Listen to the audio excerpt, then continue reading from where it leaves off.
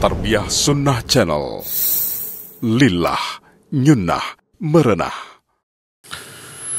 Bismillahirrahmanirrahim. Assalamualaikum warahmatullahi wabarakatuh. Alhamdulillahilladzi arsala rasulahu bilhuda wa dinil haqq liyudhhirahu 'alad dini kullihi walau karihal musyrikun. Wa asyhadu an la ilaha illallah wahdahu la syarika lah wa asyhadu anna Muhammadan 'abduhu wa rasuluh sallallahu alaihi wa ala alihi wa ashabihi wa sallama tasliman mazida wa ba'd. Para ummahat, akhwat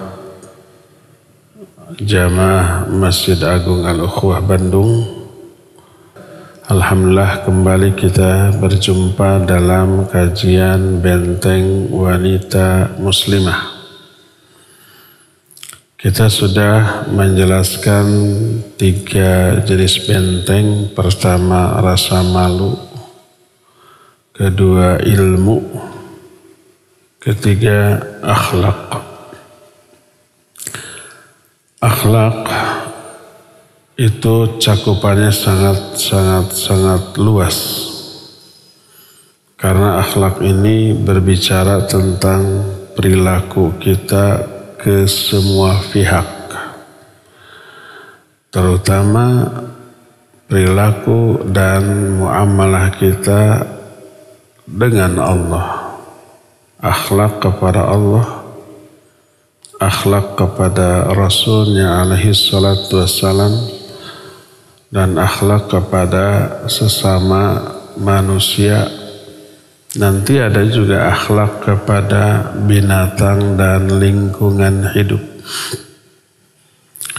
Tapi di antara seluruh jenis akhlak tadi, yang terpenting adalah akhlak kita kepada Allah. Akhlak seorang kepada manusia sebaik apapun tetap tidak boleh lepas dari akhlak kita kepada Allah. Karena akhlak kita kepada Allah menjadi fondasi, menjadi landasan bagi seluruh akhlak yang lainnya. Makanya kalau ada orang kafir, orang musyrik, orang non-Islam yang tidak menyembah Allah, tapi akhlaknya kepada sesama manusia baik, apakah orang itu disebut berakhlak baik secara total? Tidak. Karena akhlak dia kepada Allah sangat buruk. Tidak beriman kepada Allah, tidak mentauhidkan Allah, otomatis di dalam beramal tidak ikhlas. Karena ikhlas itu meniatkan amalan untuk Allah, untuk meraih apapun yang ada di sisi Allah.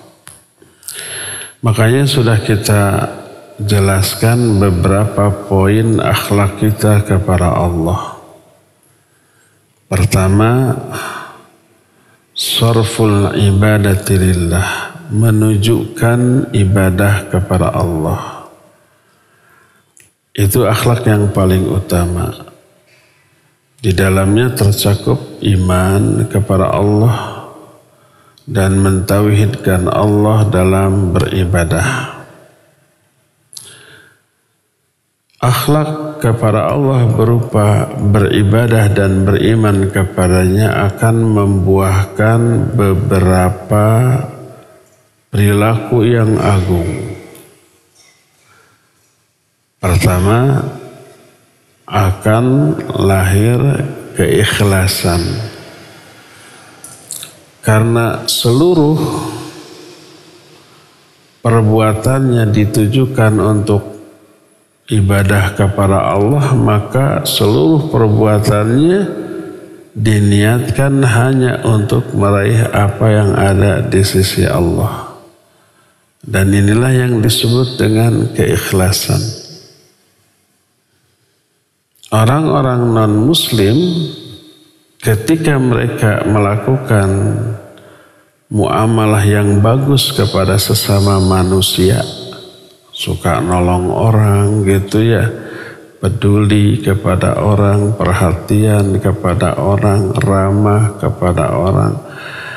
Apa niatnya? Pasti niatnya bukan untuk meraih apa yang ada di sisi Allah, karena nggak iman kepada Allah. Pasti untuk dunia, mungkin demi kemanusiaan, mungkin agar disukai oleh orang, mungkin agar memperoleh apresiasi dan penilaian orang. Itu tidak ikhlas.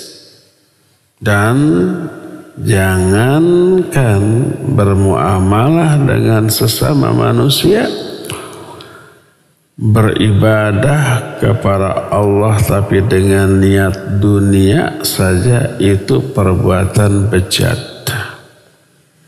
Salat umpamanya tapi ingin dipuji, bejat. Fawailul lil musallin. Diazab oleh Allah, diancam dengan azab. Celaka orang salat, orang yang salat. Salah satunya alladzina hum yuraun, orang yang riya dalam salatnya.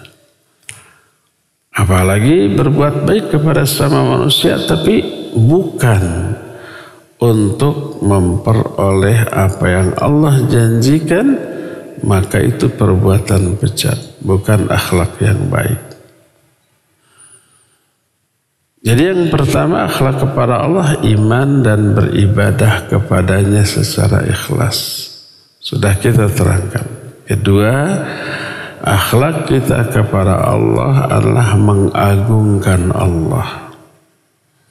Dari pengagungan kepada Allah ini lahir ketaatan, ketundukan. Ini juga sudah kita terangkan. Ketiga, di antara akhlak kepada Allah adalah khauf,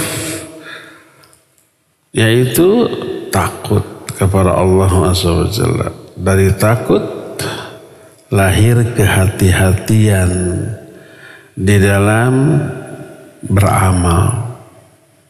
Takut memperoleh azab dan murka Allah, makanya tidak berani melanggar larangannya, mengabaikan perintahnya, nggak berani. Keempatnya, akhlak kita kepada Allah adalah mahabbah kepadanya. Mahabbah itu artinya mencintai Allah Azza wa Jalla. Dari kecintaan kepada Allah muncul rasa betah ketika berinteraksi dengan Allah, baik melalui sholat, melalui zikir, melalui berdoa, melalui membaca Al-Quran. Itu kan dialog kita dengan Allah, interaksi langsung dengan Allah. Betah kalau ada rasa cinta. Jangankan kepada Allah atau mencintai sesama manusia, berakibat kita selalu ingin berkomunikasi, berinteraksi sesering mungkin dengan orang yang kita cintai. Ingin selalu bertemu, ingin minimalnya nelpon, minimalnya chatting, minimalnya berkomunikasi. Syukur-syukur kalau berjumpa itu dengan orang, apalagi dengan Allah Subhanahu wa ta'ala. Itulah yang ke berapa? 3, 4 ya. Kelimanya sudah kita terangkan dan ini poin terakhir yang kita jelaskan, tawakal. Di antara bentuk akhlak kita kepada Allah adalah tawakal. Kita teruskan yang ke-6. Salah satu di antara bentuk akhlak kita kepada Allah adalah husnudzan kepada Allah. Allah berfirman dalam salah satu hadis qudsi, Ana inda dhanni abdi bi. Aku tergantung prasangka hambaku kepada diriku. Dari hadis qudsi ini para ulama menyatakan wajib berbaik sangka kepada Allah Azza wa Jalla. Berbaik sangka gimana? Contohnya bahwa Allah pasti mencintai kita, pasti bakal merahmati kita, memberi ampunan kepada kita, pasti memasukkan kita ke surga, pasti menyelamatkan kita dari api neraka, dan sangkaan-sangkaan baik lainnya kepada Allah. Dan sangkaan baik kepada Allah, husnudzon kepada Allah, wajib didukung oleh perilaku yang menyebabkan dia pantas memperoleh apa yang diharapkan kepada Allah. Contoh, kalau kita husnudzon bahwa Allah akan mengampuni dosa kita, pasti ada penyebabnya. Apa penyebabnya? Karena kita rajin berbuat kebaikan, karena kita rajin istighfar, karena kita rajin bertobat. Allah menjanjikan siapa yang melakukan kebaikan Allah ampuni dosanya. Allah menyatakan innal hasanati yudhibnas sayyiat. Kebaikan bisa menghapus dosa, kesalahan. Atbi'is sayyi'atal hasanah tamhuha. Ikuti keburukan dengan kebaikan, maka kebaikan itu bisa menghapus dosa keburukan tadi. Istaghfiru rabbakum innahu kana ghaffara. Minta ampun, istighfarlah kalian kepada Allah karena Allah itu Maha Pengampun. Nah, jadi salah satu di antara penyebab Allah akan mengampuni kita adalah melakukan kebaikan, istighfar, bertobat, berinfak dan bersedekah. Setelah berbuat semua itu, barulah husnudzon, Allah pasti ampuni dosa kita. Nah, sekarang kalau umpamanya kita dosa terus, maksiat terus, perintah Allah diabaikan, larangan Allah dilanggar, lalu kita husnudzon, Allah pasti akan ampuni dosa kita. Allah pasti akan menurunkan maghfirah kepada kita. Apakah mungkin demikian? Enggak mungkin. Itu suudzon kepada Allah. Suudzon itu apa? Buruk sangka. Masa orang dosa terus nggak pernah tobat, maksiat terus nggak pernah berbuat kebaikan, maka pasti diampuni oleh Allah? Tidak adil kalau begitu. Allah berfirman, afanaj'alul muslimina kal mujrimin ma lakum kaifa tahkumun. Apa kamu akan beranggapan bahwa kami akan menjadikan orang yang berdosa diperlakukan sama dengan orang-orang yang soleh? Yang soleh diampuni, yang berdosa diampuni walaupun nggak tobat. Apa begitu? Ya enggak lah. Tidak sama orang soleh dengan orang salah. Tak sama orang beribadah dengan orang yang maksiat. Perlakuannya, balasannya tidak sama. Itu adil. Makanya kalau ada orang maksiat terus, dosa terus, melanggar larangan Allah terus, mengabaikan perintah Allah terus, tapi dia berbaik sangka bahwa Allah akan mengampuninya, dia keliru. Bukan berbaik sangka, tapi berburuk sangka. karena menganggap Allah tak adil memperlakukan ahli maksiat sama dengan ahli ibadah. Nggak mungkin begitu. Jadi yang dimaksud ana inda dhanni abdi bi, aku berdasarkan prasangka hambaku kepadaku, maksudnya adalah wajib husnudzon kepada Allah setelah kita berupaya memenuhi persyaratan untuk memperoleh apa yang kita harapkan dari Allah. Kalau kita ingin ampunan Allah, lakukan apa-apa yang menyebabkan kita diampuni oleh Allah. Kalau kita ingin diselamatkan dari api neraka, lakukan amal-amal yang bisa menyelamatkan kita dari api neraka. Kalau kita ingin dimasukkan surga kepada surga oleh Allah, lakukan amalan-amalan yang Allah janjikan surga bagi mereka. Kalau kita ingin dicintai, dirahmati oleh Allah, lakukan amalan yang mengundang cinta dan rahmat Allah subhanahu wa ta'ala. Kalau kita ingin dijamin rizkinya oleh Allah, lakukan amalan-amalan yang menyebabkan Allah menjamin rizki kita. Itulah husnudzon. Husnudzon ada beberapa jenis husnudzon kepada Allah. Pertama, husnudzon kepada Allah dalam hal zatnya. Dalam arti bahwa Allah itu esa, tunggal. Zat Allah hanya satu.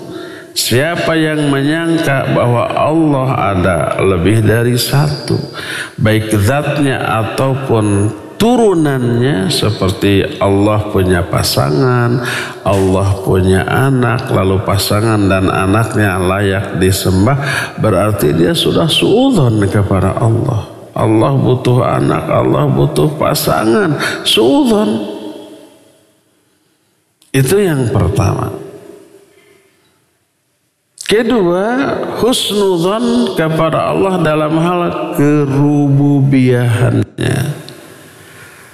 Maknanya berbaik sangka bahwa Allah satu-satunya pencipta, satu-satunya pengatur seluruh alam, satu-satunya penjamin rizki, satu-satunya penguasa yang merajai seluruh alam ini. Siapa yang meyakini ada pencipta lain selain Allah, berarti dia suudzon kepada Allah. Siapa yang meyakini bahwa ada penjamin rizki bagi makhluk selain Allah, berarti dia suudzon kepada Allah dalam hal rububiyahnya. Siapa yang meyakini bahwa ada yang mengatur alam ini selain Allah, suudzon. Seperti umpamanya, contohnya ya, meyakini ruh orang yang sudah mati bisa memberi maslahat atau madarat kepada yang masih hidup. Ini si mbah yang sudah mati kalau tidak disuguhan dengan surutu dan gula batu, ini bisa menyebar wabah, kita bisa sakit, akhirnya nyuguh ke kuburannya. Berarti dia meyakini ada yang bisa memberi madarat di alam ini selain Allah, ya. Suudzon dia kepada Allah dalam hal rububiyah. Jadi wajib husnudzon kepada Allah dalam hal kerububiyahan. Rububiyah itu pengaturan terhadap alam, yang memberi maslahat atau madarat, yang menghidupkan, yang mematikan, yang menguasai. Itu satu-satunya hanya Allah. Selain Allah tidak. Ketiga, husnudzon kepada Allah dalam hal uluhiyahnya. Maknanya husnudzon bahwa Allah satu-satunya yang berhak disembah. Selain Allah tidak boleh disembah. Selain Allah tidak boleh diibadati dalam bentuk apapun. Ibadah dalam bentuk berdoa, nggak boleh berdoa kepada selain Allah. Ad-du'a huwal ibadah. Doa itu ibadah. Menyembelih hanya untuk Allah, karena Allah nggak boleh menyembelih untuk makhluk. Saya menyembelih ini untuk mbah yang menguasai daerah ini. Itu berarti ada sesembahan atau peribadatan kepada selain Allah dalam bentuk menyembelih, nggak boleh. Allah menyatakan, qul inna salati wa nusuki wa mahyaya wa mamati lillahi rabbil alamin. Katakanlah, sesungguhnya salatku, sesembelihanku, hidup matiku semuanya hanya untuk Allah. Gak boleh ditujukan kepada selain Allah, karena menyembelih ibadah. Fasholli li rabbika wanhar.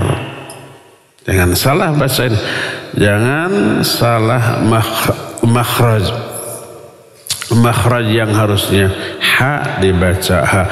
Fasholli li rabbika wanhar. Oh, itu beda. Artinya beda. Fasholli, salatlah kamu, li rabbika, untuk Rabbmu, wanhar, dan menyembelihlah juga untuk Allah. Kalau dibaca wanhar dan bentaklah, tuh salah. Fasholli li rabbika wanhar, kalau dengan hak badag, salatlah kamu untuk Allah dan membentaklah. Sama artinya, beda antara hak dengan hak. Dalam surah Ad-Duha, wa ammas sa'ila fala tanhar, bukan tanhar. Kepada yang minta, wala tanhar, jangan kamu bentak. Hei, minta-minta, nggak boleh begitu. Jangan dibaca wanhar, dan yang minta-minta jangan kamu sembelih, tuh bisa begitu ya. Itu salah makhraj, bisa salah makna. Jadi menyembelih itu ibadah, nggak boleh ditujukan kepada selain Allah. Allah menyatakan, fa'lam annahu la ilaha illallah. Ketahuilah bahwa tidak ada sesembahan selain Allah. Kalau ada yang diibadati selain Allah, itu peribadatan batil. Sesembahan tersebut batil. Perbuatan orang yang menyembah kepada selain Allah juga batil. Allah menyatakan, dzalika bi annallaha huwal haqq wa anna ma yad'una min dunihil batil. Yang demikian itu bahwa Allah lah sesembahan yang hak, dan semua yang disembah selain Allah adalah batil. Itulah poin yang ketiga, husnudzon kepada Allah dalam hal kerububiyahannya, keuluhiyahannya. Keempat, husnudzon kepada Allah dalam hal asma was sifat. Sudah kita terangkan, Allah memiliki nama-nama yang al-husna, bukan al-hasanah. Al-asma'ul husna, bukan al-asma'ul hasanah. Apa bedanya? Kalau al-husna itu bentuk muannats dari al-ahsan. Kalau al-hasanah bentuk muannats dari al-hasan. Apa beda hasan dengan ahsan? Ahsan itu terbaik, superlatif, disebut isim tafdil. Allah memiliki nama-nama dan sifat-sifat yang super sempurna, dengan kesempurnaan yang puncak, tidak memiliki aib, tidak memiliki kekurangan, dan wajib kita menetapkan nama-nama dan sifat-sifat seperti yang Allah tetapkan sebagai nama dan sifat bagi dirinya. Siapa yang mengingkari sifat-sifat Allah, dia suudzon kepada Allah. Ada orang mengingkari sifat dengan niat yang baik. Apa niat baiknya? Tidak mau Allah itu dianggap sama dengan makhluk. Karena dalam rangka menjaga ketidaksamaan Allah dengan makhluk, beberapa sifat Allah yang Allah tetapkan sebagai sifat bagi dirinya oleh dia ditolak. Sifat istiwanya Allah di atas aras ditolak. Karena beranggapan kalau Allah istiwa di atas aras seperti makhluk dong. Butuh aras, arasnya lebih gede daripada Allah, nempel dan seterusnya. Nah, itu keliru. Kenapa kalau disebut Allah istiwa di atas aras dianggap butuh aras? Ya tidak. Kenapa dianggap nempel? Ya tidak. Kenapa dianggap arasnya lebih besar dari Allah? Ya tidak. Tuh. Otak mana yang pemahamannya kayak gitu? Kalau Allah istiwa di atas aras tidak berarti nempel di aras, tidak berarti butuh aras, tidak berarti lebih kecil dari aras. Logika manapun tidak bisa memahami seperti itu. Awan itu berada di atas gunung. Apa berarti awan itu butuh gunung, nempel di gunung? Apakah berarti gunung itu lebih besar dari awan? Ya enggak, ya enggak. Apalagi Allah. Allah punya tangan, punya kaki, punya mata, punya wajah. Kata siapa? Kata Allah.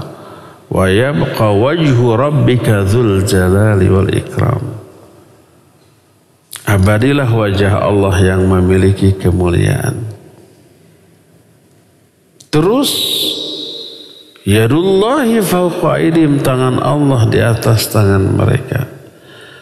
Tajri bi ayunina, perahu itu berlayar dengan pandangan mata kami, kata Allah.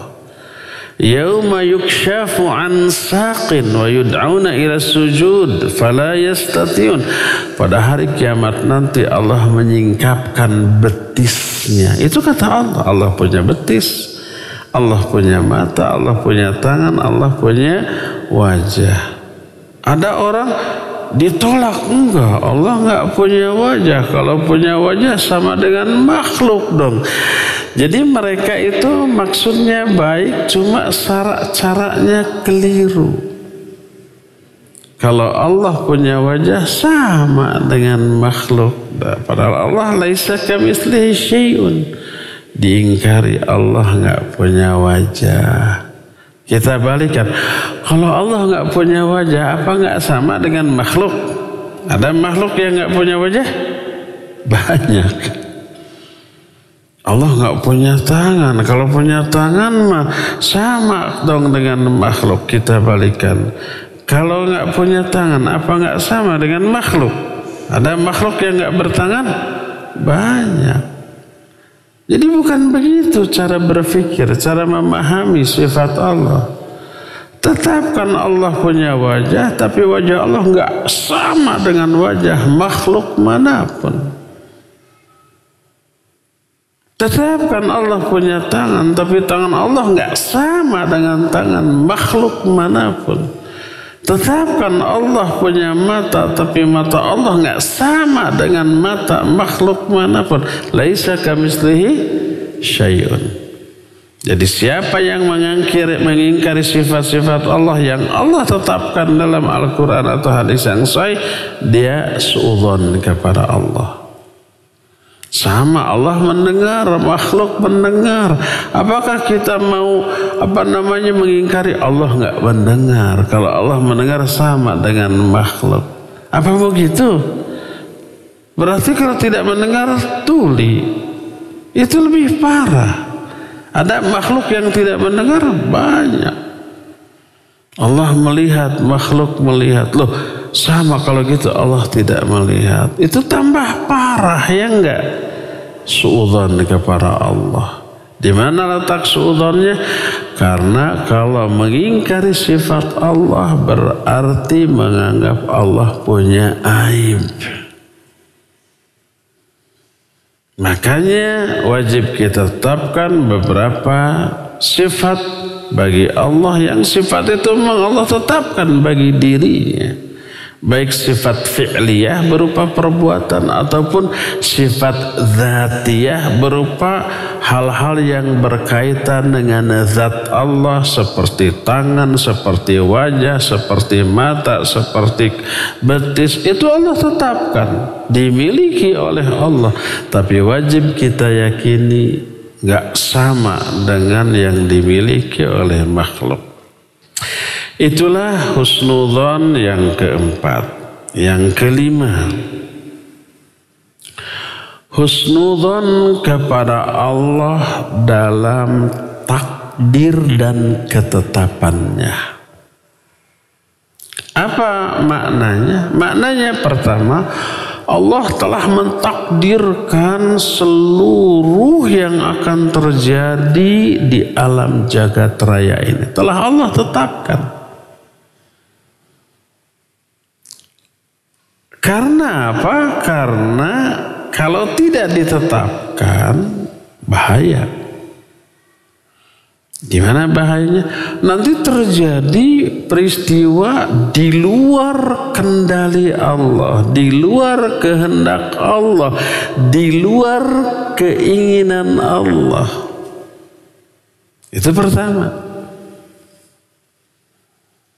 Kedua, kalau Allah tidak mentakdirkan semua yang terjadi, maka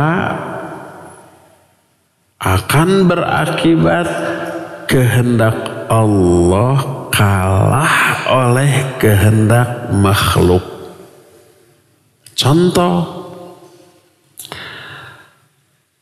kalau Allah menghendaki semua makhluk ibadah, Allah menyatakan, ya ayyuhan nasu'budu rabbakumul ladzi khalaqakum.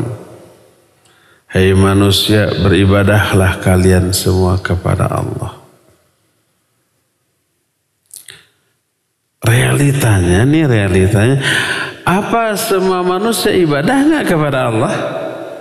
Tidak. Ada manusia yang tidak ibadah kepada Allah? Banyak. Banyak mana yang ibadah dengan yang tidak ibadah? Banyak yang tidak ibadah. Manusia yang ingin tidak ibadah kepada Allah, akhirnya dia tidak ibadah. Allah menghendaki manusia itu ibadah, tapi manusia menghendaki tidak ibadah. Dan buktinya manusia itu tidak ibadah. Jadi yang menang kehendak siapa? Kehendak Allah atau kehendak manusia? Kehendak manusia. Kalau begitu ya, berarti kehendak manusia mengalahkan kehendak Allah. Lemah dong Allah, kalah oleh kehendak manusia, kan gitunya. Membahas ini harus agak mikir sedikit, bukan sedikit, harus fokus.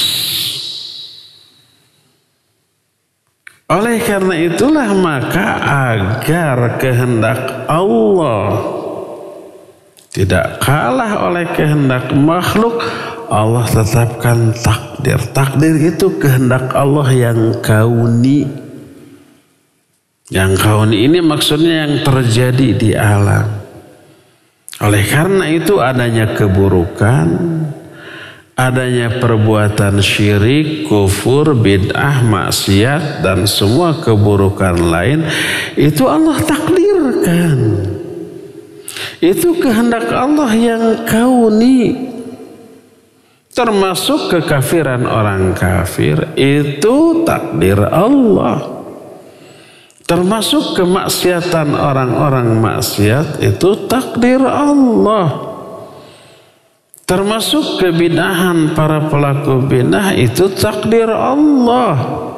Allah yang menetapkan, makanya terjadi kullu ma syaa kana wa man lam yasha lam yakun. Semua yang Allah kehendaki pasti terjadi, dan apa yang tidak Allah kehendaki tidak mungkin terjadi. Jadi kalau ada orang melakukan maksiat itu takdir Allah, ya takdir Allah. Makanya terjadi, kalau tidak ditakdirkan mah tidak mungkin terjadi. Sampai di sini faham? Harus faham. Kedua, kenapa Allah mentakdirkan keburukan? Kenapa Allah mentakdirkan seseorang terjerumus ke dalam perbuatan syirik, kufur, bid'ah, maksiat gitu ya? Banyak hikmahnya tuh. Pertama, keburukan Allah tetapkan sebagai ujian bagi manusia. Dan ujian ini yang memperbagus,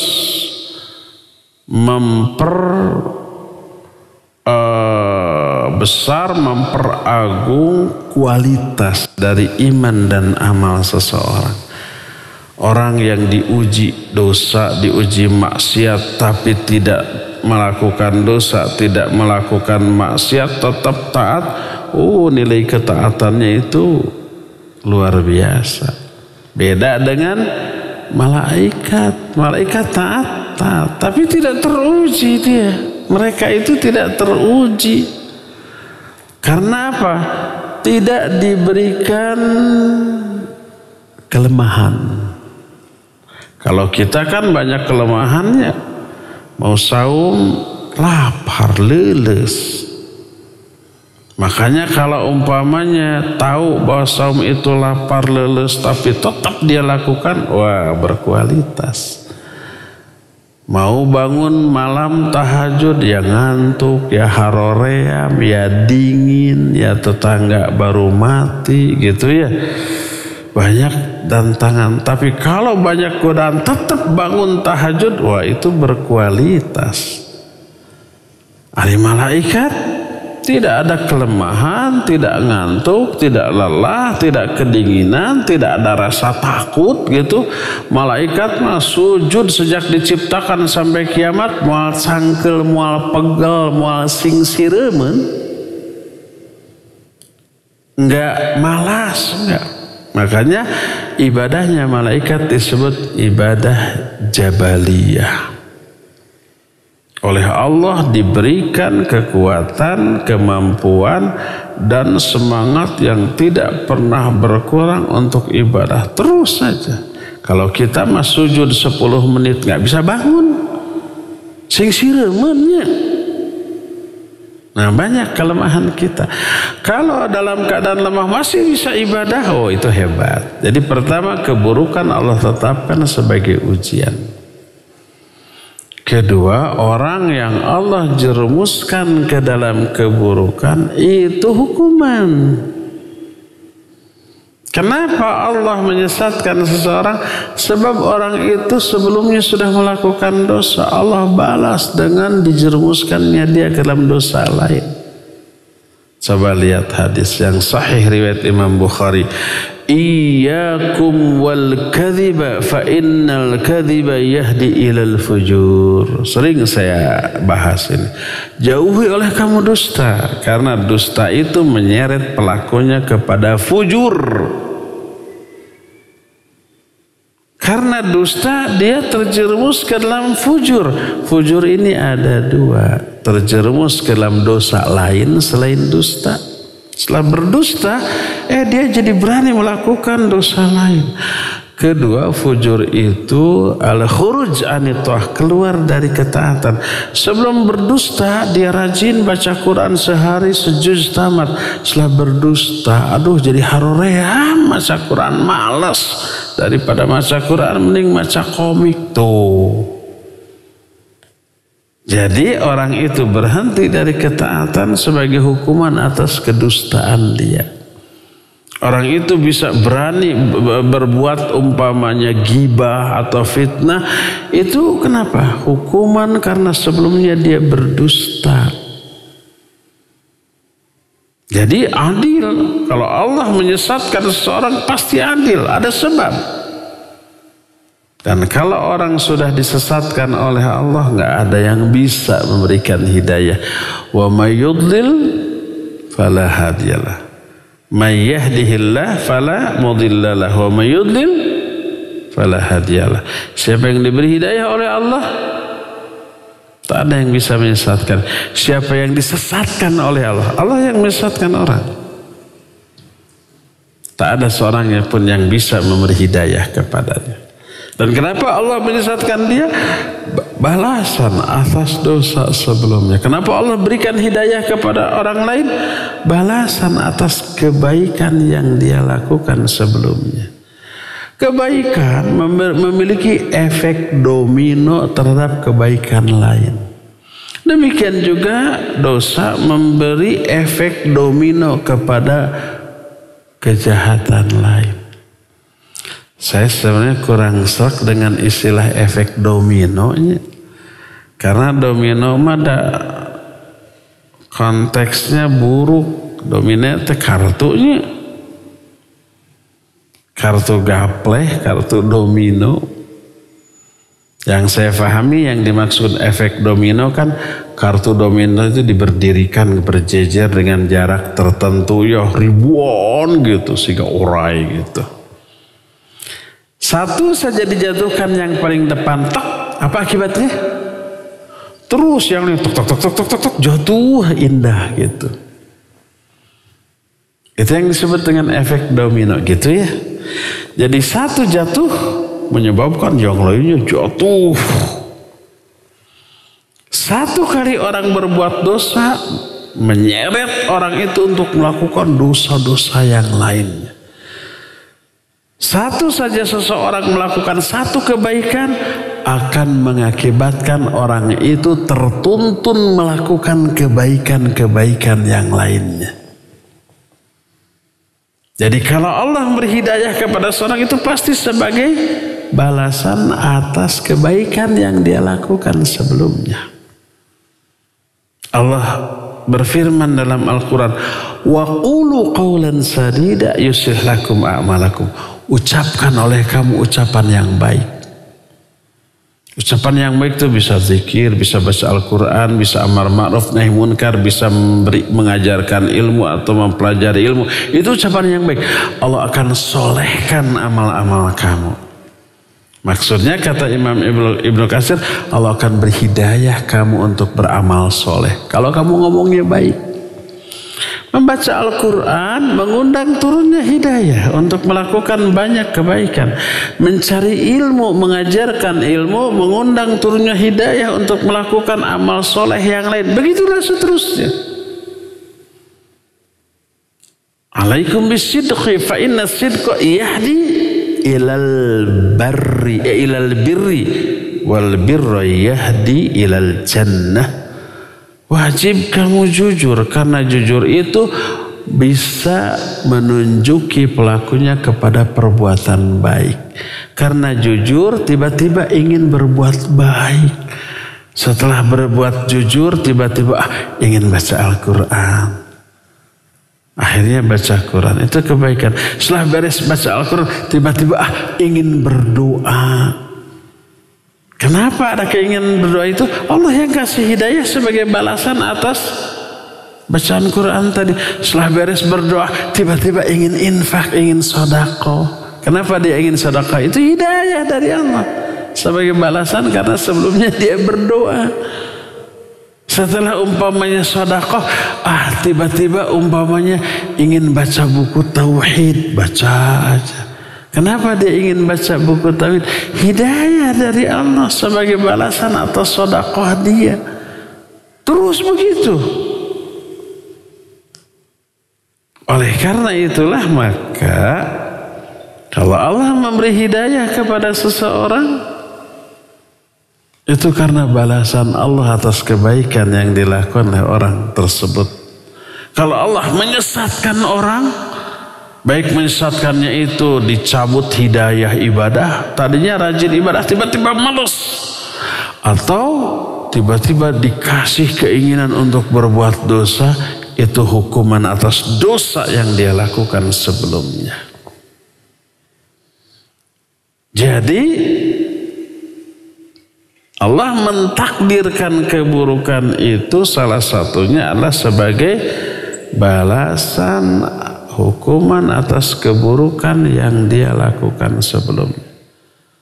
Pernah kan sering beberapa kali saya ungkap bahwa perkataan Imam Ibnu Qayyim rahimahullah, hukuman terberat bagi seorang mukmin setelah melakukan kemaksiatan, hukuman terberat bukan diberi musibah, bukan diberi sakit, bukan diberikan kecelakaan, tapi hukuman terberat adalah dicabutnya hidayah ibadah, dikeraskannya hatinya, dihambarkannya sholatnya, diberikan rasa malas dan berat untuk beribadah dan beramal soleh.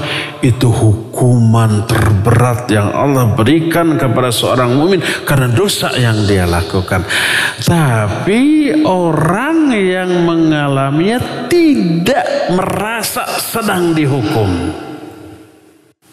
oleh Allah Subhanahu wa ta'ala. Ya enggak? Orang baru merasa sedang dihukum oleh Allah kalau diberi sakit, kalau diberi musibah, kalau diseretkan ekonominya, kalau dihina oleh orang lain. Nah, kayaknya saya sedang dihukum nih, sakit begini, menderita begini, gitu kan. Tapi ketika orang sholat hambar, malas ibadah, malas beramal soleh, tidak merasa sedang dihukum oleh Allah, pada itu hukuman yang paling berat. Jadi husnudzon kepada Allah dalam hal takdirnya, pertama meyakini semua yang terjadi itu takdir Allah. Allah mentakdirkan semua. Allah menyatakan ma asaba min musibatin fil ardi wala fi anfusikum illa fi kitabim min qabli an nabra'aha. Tidak ada kejadian yang terjadi di muka bumi atau kejadian yang menimpa diri-diri kalian kecuali semua itu telah tercatat dalam sebuah kitab di Lauhul Mahfuz. Sudah Allah takdirkan di sana sebelum Allah menciptakan langit dan bumi. Langit buminya belum ada, apalagi kitanya. Tapi 50.000 tahun sebelum langit dan bumi ada, takdir tentang semua yang terjadi di alam jagat raya ini sudah Allah tetapkan. Innallaha khalaqal khalqa wa qaddara maqadirahu qabla an yakhluqas samawati wal ardi 50,000 sana. Allah menciptakan makhluk dan Allah telah menetapkan takdir setiap makhluk itu 50.000 tahun sebelum Allah menciptakan langit dan bumi. Nih, makanya sempurna apa yang terjadi di alam jagat raya ini, sempurna. Kejadian apapun, baik gempa, tsunami, hujan angin, halodo, cerah, ataupun umpamanya ada meteor yang jatuh atau ada badai itu, semuanya sudah Allah tetapkan 50.000 tahun sebelum langit dan bumi ada. Makanya semua kejadian sempurna, terkendali, terkontrol karena sudah Allah tetapkan. Itu yang pertama. Kedua, Husnudzon kepada takdir Allah adalah semua takdir Allah itu baik, tidak ada yang buruk. Semua ketetapan Allah itu baik, tidak ada yang jelek. Timbul pertanyaan, bukankah ada takdir yang jelek? Kata siapa ada takdir yang jelek? Kata hadis. Wa an tu'mina bil qadari khairihi wa syarrihi. Tuh ada tuh. Dan kamu beriman kepada takdir, baik takdir yang baik ataupun takdir yang buruk. Tuh kata hadis ada takdir yang buruk. Kenapa saya tadi mengatakan seluruh takdir Allah baik, tidak ada yang buruk. Tapi hadis menyatakan ada takdir buruk. Kenapa? Apakah dua hal ini bertolak belakang? Tentu saja tidak. Takdir ini ada dua. Pertama adalah al-qadar. Al-qadar itu ketetapan Allah. Kedua al-maqdur. Al-maqdur itu peristiwa atau kejadian yang Allah tetapkan. Jadi dalam sebuah peristiwa ada dua hal. Ada ketetapan Allah yang menetapkan peristiwa itu. Kedua, kejadian dari apa yang Allah tetapkan. Peristiwanya, kejadiannya disebut maqdur. Ketetapan Allah yang menetapkan kejadian itu disebut qadar. Baik qadar ataupun maqdur, dua-duanya sering disebut takdir. Baik qadarnya maupun maqdurnya, dua-duanya disebut takdir. Adapun qadarnya, ketetapan Allah tak ada yang buruk, semuanya baik. Adapun maqdur, ada yang buruk. Disebut buruk karena efeknya nggak enak ke orang yang mengalaminya, seperti sakit. Peristiwa sakit enak apa tidak? Tidak enak. Peristiwa sakit baik atau buruk? Buruk karena kita menderita karenanya. Buruk bagi kita. Musibah, tsunami, gempa bumi, kejadian gempa buminya buruk karena memberi efek yang buruk kepada orang yang mengalaminya. Gedung-gedung runtuh, jalan-jalan belah, orang-orang ketakutan, bahkan ada yang mati tertimpa reruntuhan, ada yang cacat, ada yang amblas terkubur, itu kan? Nah, yang dimaksud takdir yang buruk adalah kejadiannya. Kejadian yang Allah takdirkan itu, yang Allah tetapkan itu buruk untuk manusia. Seperti musibah, seperti sakit, seperti gempa bumi, itu semuanya disebutlah takdir yang buruk. Tapi ketetapan Allah dalam menetapkan kejadian yang buruk itu baik. Kenapa baik? Karena banyak keuntungan di balik kejadian buruk tadi. Karena kejadian buruk tersebut orang tobat kembali kepada Allah. Karena kejadian buruk tadi dosa-dosa orang itu diampuni oleh Allah.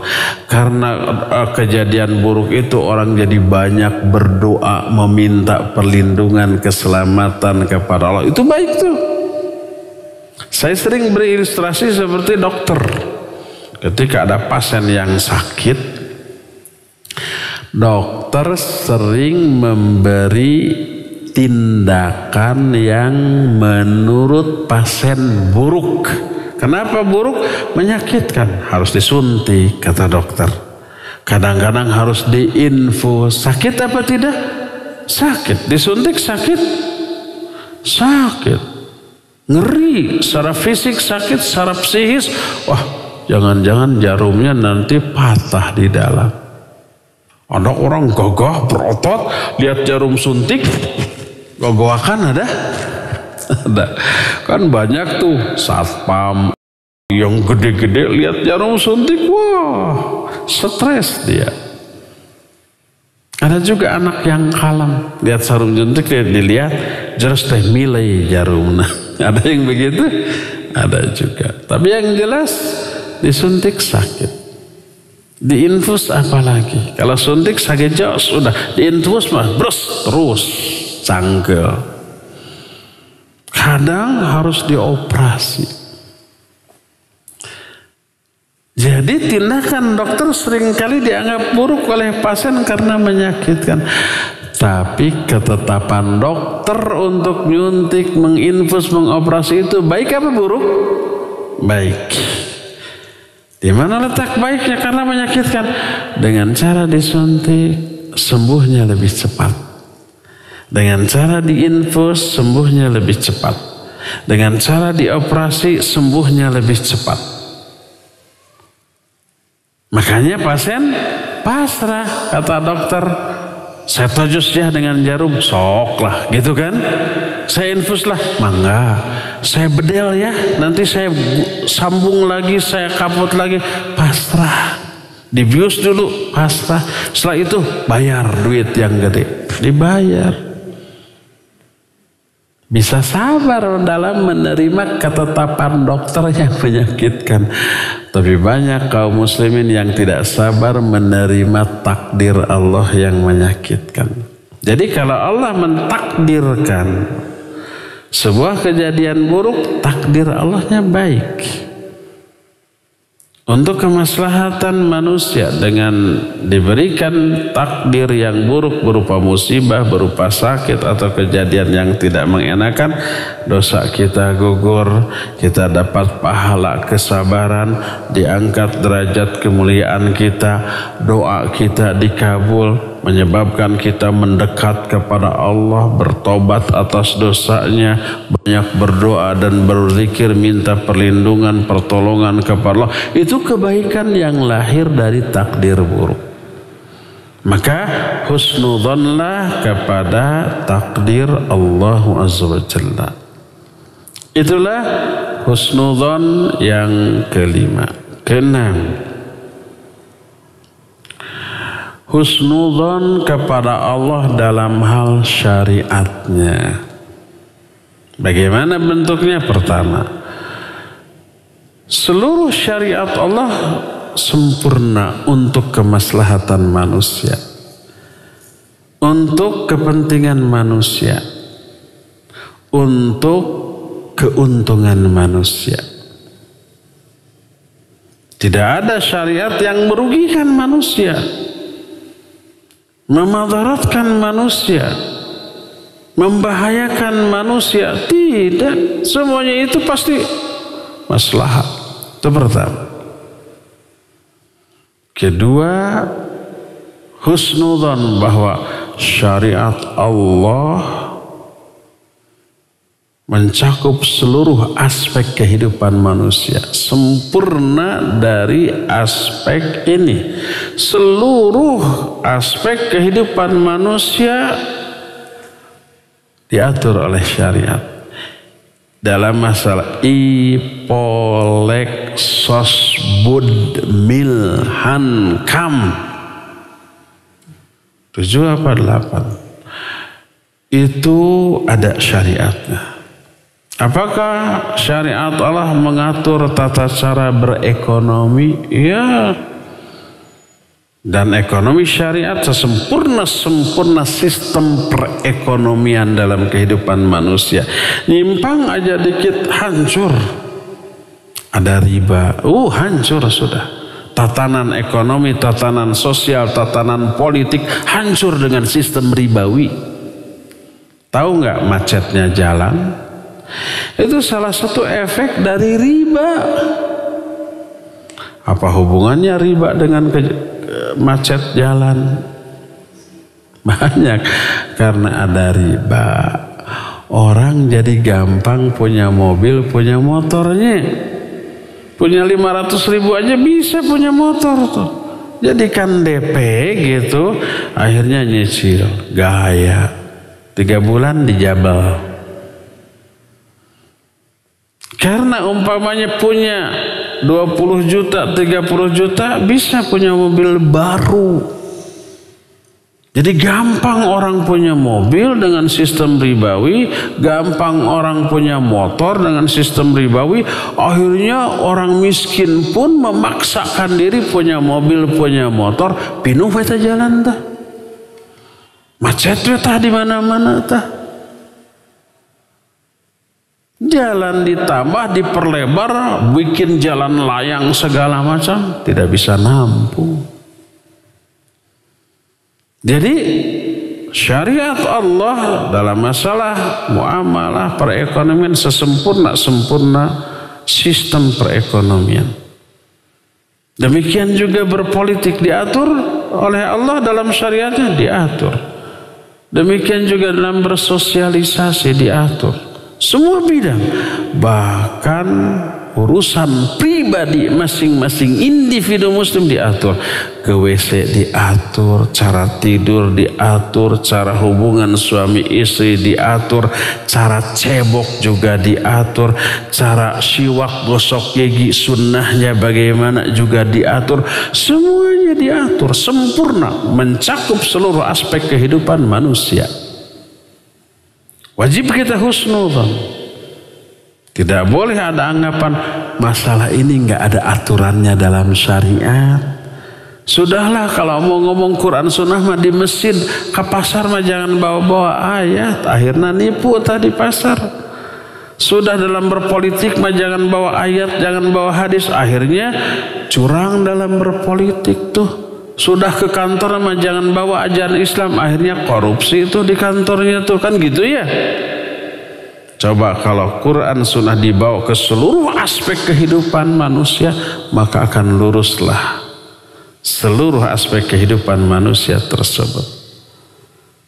Nah, syariat Allah wajib dihusnudzoni seperti itu. Jadi yang pertama, syariat Allah sempurna, mencakup seluruh aspek kehidupan manusia. Kedua, syariat Allah dibuat demi kemaslahatan manusia.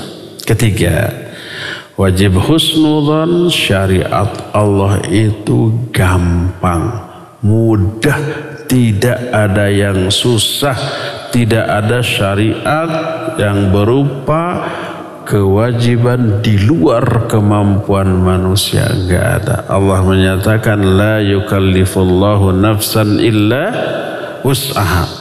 Yuridullahu bikumul yusra wa la yuridu bikumul usr. Ma ja'ala alaikum fid dini min haraj. Jadi Allah menghendaki kemudahan bagi kalian dan tidak menginginkan kesulitan. Allah tidak menjadikan yang sulit dalam agama ini. Allah tidaklah membebani seseorang dengan sebuah kewajiban kecuali pasti sesuai dengan kadar kemampuan orang itu. Inilah 3 poin husnudzon kepada Allah dalam syariatnya. Pertama, syariat Allah sempurna, mencakup seluruh aspek kehidupan manusia. Kedua, syariat Allah dibuat untuk kemaslahatan manusia. Ketiga, syariat Allah itu seluruhnya mudah. Siapa yang menyangka syariat Allah susah, dia suudzon kepada Allah dalam hal syariatnya. Siapa yang menyangka bahwa syariat Allah parsial, tidak mencakup seluruh aspek kehidupan, dia suudzon. Siapa yang menyangka bahwa syariat Allah subhanahu wa ta'ala itu menyulitkan, membuat orang merugi dan menderita, maka dia suudzon kepada Allah dalam hal syariatnya, ya. Inilah salah satu di antara akhlak kita kepada Allah, husnudzon dalam hal-hal yang tadi diterangkan, ya. Cukup ya sampai di sini kajian kita tentang akhlak kita kepada Allah, yaitu husnudzon. Insyaallah lanjutan dari kajian ini akan kita teruskan lagi di masa yang akan datang. Kita masuki sesi tanya jawab. Wa sallallahu ala nabiyina Muhammadin wa ala alihi wa ashabihi wasallam. Pertanyaan pertama. Assalamualaikum warahmatullahi wabarakatuh. Waalaikumsalam warahmatullahi wabarakatuh. Semoga Allah senantiasa menjaga Ustadz, kru Tarbiyah Sunnah dan seluruh jamaah sekalian. Amin wa iyyakum. Izin bertanya, bagaimana hukumnya saat ada teman kita yang non-muslim mengadakan syukuran rumah dan kita diundang, sedangkan kita tidak tahu alat makan, masakan apakah suci dari bahan makanan yang dilarang untuk umat Islam atau tidak. Jika saya tidak datang, dikhawatirkan teman saya ini akan pundung dan mengira kita tidak mau bersosialisasi. Taib, barakallahu fiik. Seorang sahabat bertanya, ya Rasulullah, saya hidup di lingkungan orang-orang Nasrani. Apa boleh saya makan dari wadah-wadah dan piring mereka? Makanannya makanan saya, tapi wadahnya wadah mereka. Kata Nabi SAW, boleh, dengan syarat kamu yang mencuci piring tersebut. Karena kita tidak tahu apakah masih ada najis atau tidak, bersih atau tidak. Kita yang mencucinya baru boleh. Itu yang pertama. Kedua, atau bukan kita yang mencuci, tapi kita melihat mereka mencuci dengan mesin cuci. Di kita mungkin belum ada mesin cuci piring ya, baru ada mesin cuci pakaian. Tapi kalau di negara-negara berkembang, maju, di Eropa, di Amerika, di Jepang, itu sudah ada mesin cuci piring. Jauh lebih bersih daripada mesin manual. Jadi si piring-piring kotor itu masukkan kayak rak gitu, disimpan kayak rak gitu, ya, terus ditutup, pencet, jadi pertama air nyebrot dulu dengan air biasa. Setelah itu disemprot dengan air sabun. Setelah itu disemprot lagi dengan air panas luar biasa. Setelah itu udah selesai dibuka, masih ngebul, nggak boleh langsung diambil tuh, bisa panas kaki tangan kita. Biarkan dulu. Ada pengeringnya. Jadi steril, bakteri tidak ada karena pakai air panas, ada pengeringnya juga. Nah, setelah beberapa lama baru diambil dari mesin cuci tersebut, disimpan di atas rak. Ya, itu bersih, lebih bersih dibanding secara manual. Kita melihat bahwa mereka mencucinya begitu, boleh. Karena yakin itu bersih. Ya. Adapun kalau kita tidak tahu, bahkan kita tahu mereka mencuci secara manual oleh mereka, maka tidak boleh. Apalagi kita tidak tahu bahan masakannya seluruhnya halal apa tidak. Kalau mereka masak kambing atau ayam, kita tidak tahu bumbunya itu seluruhnya halal apa tidak. Ada minyak babi atau tidak, maka tidak. Kita tidak boleh makan di sana. Terus bagaimana tuh dia menyangka kita tidak bersosialisasi? Bisa sasadu, afwan, punten, dan seterusnya. Kalau umpamanya selama ini kita menunjukkan orang yang komitmen kepada agama kita, mereka akan paham. Ketidakhadiran kita, mereka akan memakluminya, ya. Tapi kalau kita menunjukkan orang yang toleran dalam masalah akidah lalu tidak hadir, ya mungkin itu efek dari ketidakmultaziman kita kepada syariat di mata orang kafir, ya. Jadi tunjukkan kita orang yang loyal kepada agama, komitmen kepada agama, taat kepada agama, maka ketika kita diundang oleh mereka tidak hadir, mereka akan memakluminya. Afan Ustaz bertanya, ana baru belajar talaqi Al-Quran. Talaqi itu maksudnya belajar Al-Quran secara langsung ke guru. Lidah kita, bibir kita, gigi kita, mulut kita diawasi oleh guru ketika mengucapkan setiap huruf dari bacaan Al-Quran yang kita baca, untuk memastikan makhrajnya ini benar. Maka nggak bisa wanita belajar ke laki-laki dan sebaliknya, ya, bisa jadi fitnah. Ana baru belajar talaqi Al-Quran. Ana sadar diri bacaan Al-Quran ana masih jauh dari kata aman. Namun kadang ana sholat di belakang imam yang bacaannya tidak aman. Apakah ana harus mengurang sholat ana atau ana baca Fatihah sendiri? Tergantung. Kalau bacaan Fatihah imam kesalahannya tidak merubah makna, maka boleh bermakmum kepada dia. Cuma tidak afdal. Tapi memang kejadiannya begitu, kita masuk ada orang yang sudah maju jadi imam, bacaannya umpamanya tidak sempurna. Bacaan Fatihahnya, tajwid makhrajnya salah, tapi tidak merubah makna, masih sah. Tidak apa-apa, ya. Tidak harus diulang. Teruskan saja.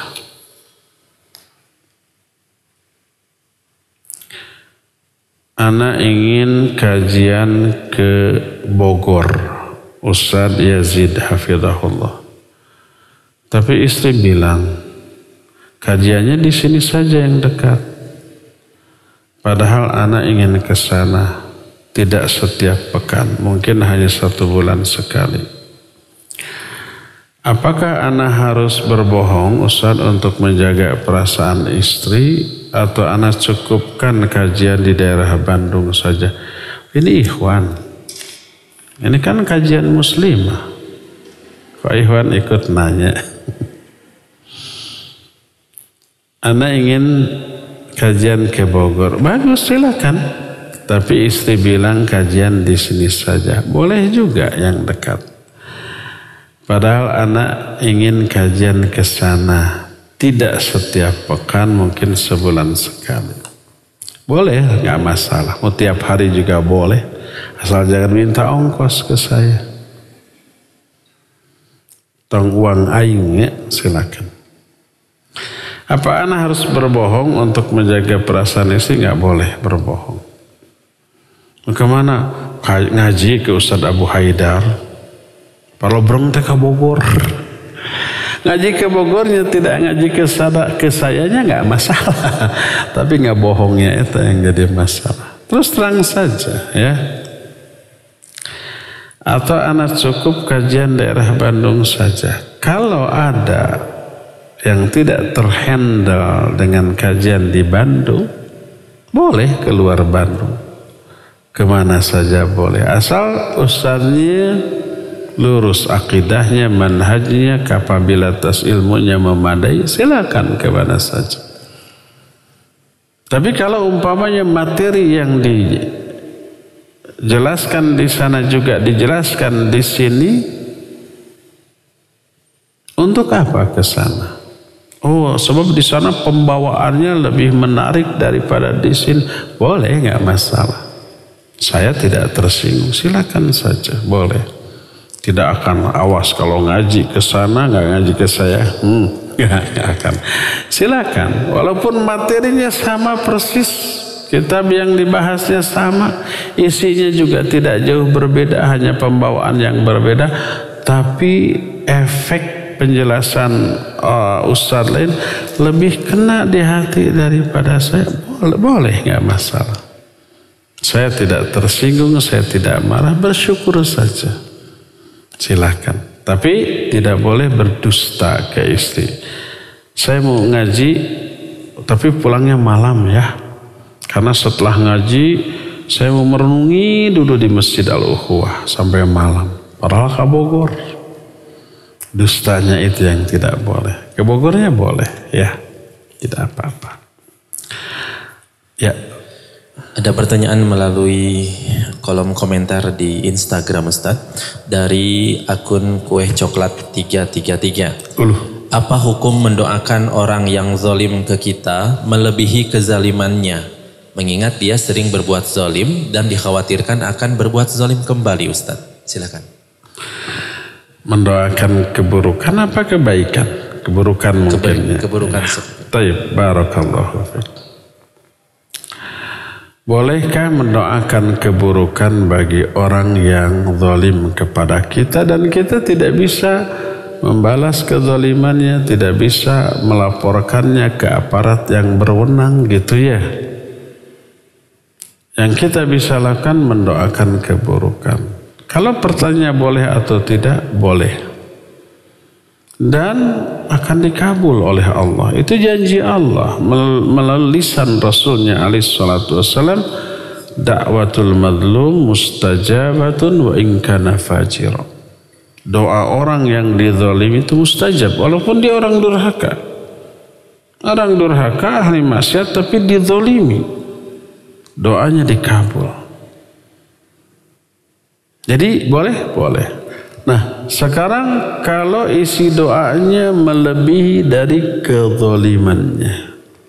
Contoh kezaliman dia ke kita itu umpamanya nyubit, sakit. Tapi kita nggak berani balas. Akhirnya kita berdoa. Isi doa keburukannya melebihi kezaliman. Kalau kita hanya dicubit, ya Allah, berdoa, kirim orang untuk memukul, nonjok wajahnya sampai penyon.